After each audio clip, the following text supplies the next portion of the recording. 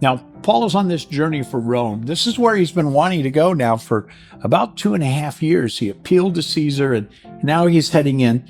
And he has 3 years earlier or so, he wrote a letter to the Christians at Rome. So he's never been there before, and he doesn't really know them, but he's written a letter expressing and letting them know who he is. That's the letter of the book of Romans that we have in the New Testament. So they start off in this one port that is the port for the eastern side for the Rome. And then when they get there, they find out really interesting. When they get there, there's brothers and sisters who are there in the Lord, Christians, fellow believers, and they bring them in.